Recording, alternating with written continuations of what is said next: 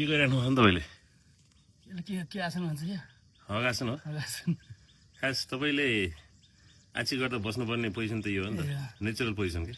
तपाईँको हिपभन्दा तपाईँको घुँडा माथि छ, त्यसले जुन तलको गुदवार हो त्यसको एङ्गल चाहिँ नेचुरल बनाएर अनि तपाईँलाई यो पायल सायल्स कम हुने, दिशा खर्लक हुने गराउँछ क्या।